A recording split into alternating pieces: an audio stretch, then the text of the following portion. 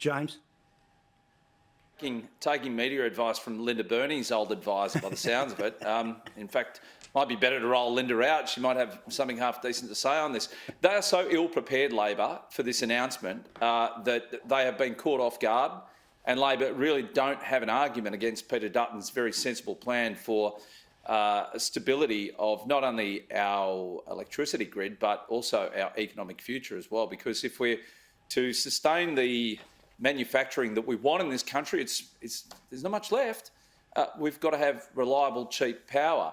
And look, if there's one thing I could implore you to have a sensible conversation with your people at News Corp, any of the newspapers, don't put these stories behind paywalls. Make sure that the Australian people can read all the data, all the debate, both sides of the argument. I think all your newspapers did a very good job during The Voice, and I think this debate here is equally as important. Can I also say how proud I am of the people for actually saying in that questionnaire that they were undecided?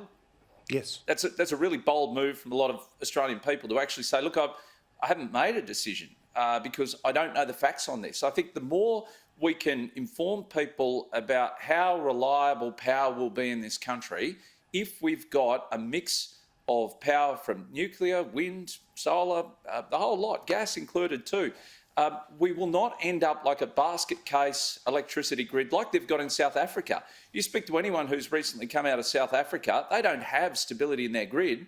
And so they've got these rolling blackouts that happen every single day. Every house has got to have a generator which is fired up with either petrol or diesel. And it's because they don't have stability. We've been told towards the end of this year, we're likely to have rolling blackouts in some parts of the country. I don't want that. I'm sure nobody in this country wants it. But until we get it, I don't think people realise how good we've had it in this country for a long time. I say well done to Peter Dutton. I say well done to the coalition as a whole for putting forward sensible policy that Australians now can differentiate the two. Labor, who want instability in our power, and the coalition who want to make sure that everybody has cheap, reliable power as we move forward as a nation. Such an important point, Kristy, about that undecided factor, right? Because remember the early pollings in and around The Voice, there was only two options and that's it, and you were forced to make a decision, and when forced to make a decision, we got to 60-40. But if you see right now, 41-37, 41 in favour of it, 37 against, 22 up for grabs. Presumably by this point in time, if you weren't tending no, then you probably will start trending towards yes as an idea. But the blitzkrieg of information coming back against it, the endless flood of cartoons, and I'm not just talking from Labor MPs here, Kristy, that 22%, they're open to an argument, but will they be able to hear one?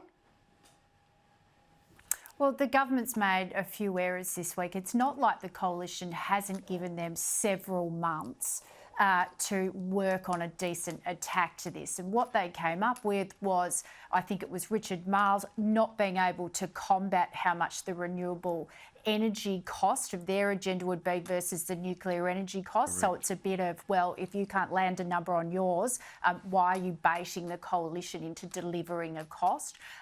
It's also a failure to recognise that the government didn't go to the last election with a whole swag of policies either.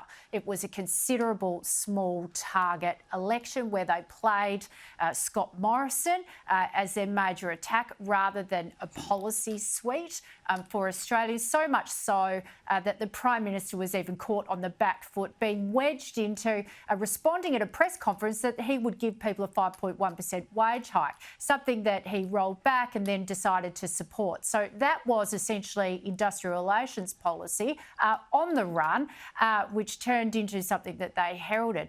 So a couple of errors are Springfield and the Simpsons memes.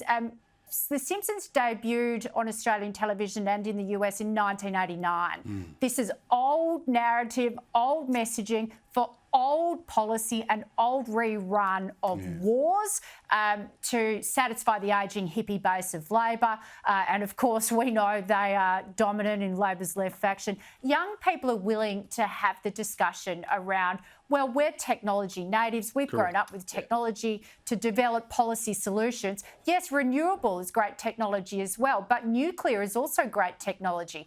They don't see the difference of one technology is better than another technology. They are viewing, well, let's use all technology to solve policy challenges.